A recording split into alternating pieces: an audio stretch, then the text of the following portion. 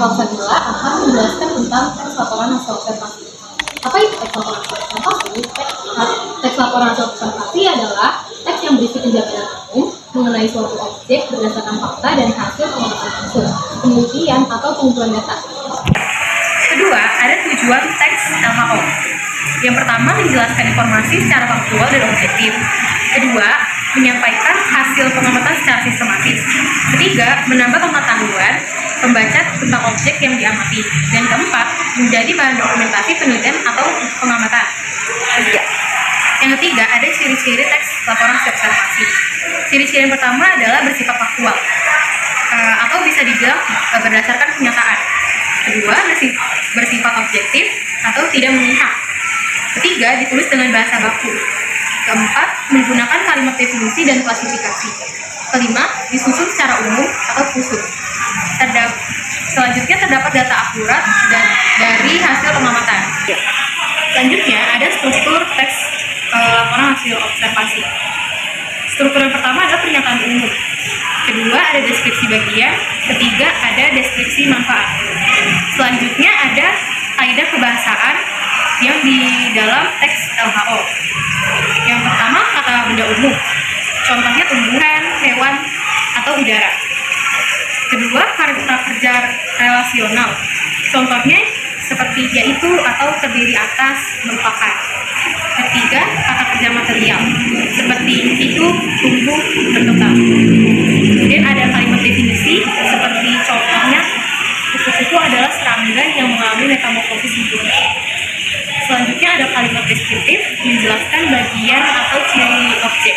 Keenam, menggunakan bahasa baku. Bagaimana langkah-langkah menyusun teks LHO? Langkah-langkahnya yang pertama, menentukan objek yang akan diamati. Kedua, melakukan observasi langsung atau mengumpulkan data. Ketiga, mencatat fakta penting. Keempat, mengelompokkan informasi atau klasifikasi. Kelima, menyusun teks sesuai struktur LHO. Keenam, melakukan revisi agar tetap rapi, Perkenalkan Arsis dan bahan. Di sini saya ingin menjelaskan mengenai materi anekdot. Pengertian. Teks anekdot adalah cerita singkat yang lucu atau meneliti yang bertujuan mengkritik suatu keadaan, perilaku, atau kebijakan secara tidak langsung. Biasanya digunakan untuk mengkritik seperti pelayanan publik, perilaku sosial, kehidupan politik, pendidikan, dan birokrasi. Nah, lanjut tujuan teks anekdot, yaitu satu, menghibur pembaca dengan cerita lucu. Dua, menyampaikan kritik sosial dan halus. Tiga, memberikan pembelajaran atau pesan moral. Keempat, menunjukkan kebiasaan atau situasi yang dianggap tidak wajar.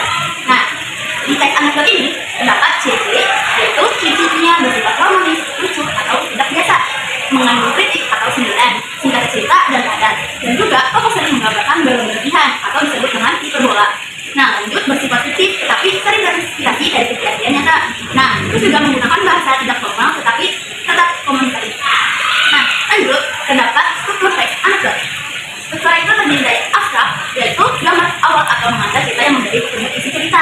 Yang kedua ada orientasi, yaitu bagian yang menjelaskan awal mulai kejadian.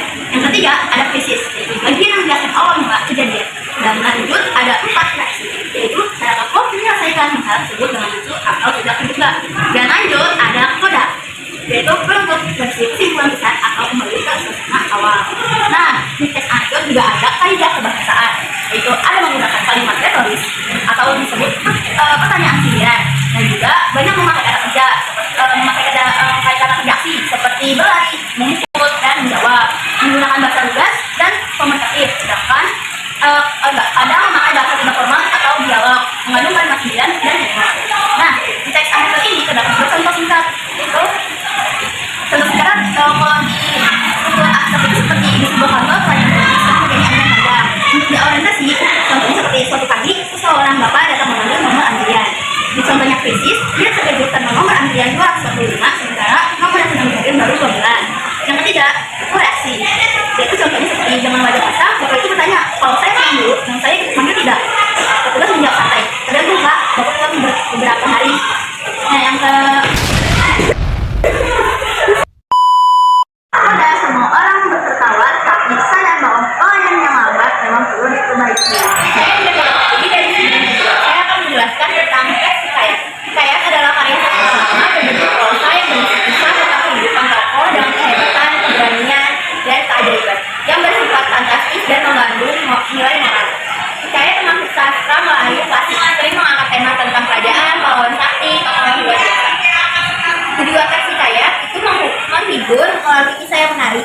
keajaiban, mengajarkan nilai moral seperti keberanian, kesetiaan, dan kebaikan, mengangkat budaya Melayu dan nilai menggambarkan kehidupan masa lampau, ciri-ciri teks hikayat menggunakan bahasa Melayu fasih, menceritakan tokoh dalam kesaksian atau keajaiban, bersifat turun-temurun, mengandung unsur fantasi, magis, dan mitos, alur cerita sederhana dan tokoh sering digambarkan hitam putih, menggunakan gaya bahasa istana atau formal. Untuk teks hikayat, abstraksi, orientasi, kualifikasi, dan evaluasi, resolusi, dan kode. Abstraksi itu ringkasan cerita pada bagian awal, boleh ada, boleh tidak. Orientasi, pengantar cerita, latar, dan tokoh. Komplikasi, munculnya masalah atau konflik dalam cerita. Evaluasi, puncak konflik atau masalah berikutnya. Resolusi, penyelesaian konflik, kode, pesan moral atau kesimpulan. Hasil hikayat, ada tema, tokoh dan penokohan, alur dan plot, latar dan amanat. Tema, tokoh cerita misalnya keberanian, kesetiaan, atau kejujuran. Tokoh dan penokohan biasanya tokoh utama memiliki kelebihan luar biasa. Alur atau plot umumnya alur maju. Latar, tempat, waktu, suasana, dan istana, kerajaan atau hutan. Amanat itu pesan moral atau nilai kehidupan. Kaidah kebahasan teks hikayat menggunakan kata ganti orang ketiga, ia atau mereka. Menggunakan kata arkai, baku lama, tiada, makna,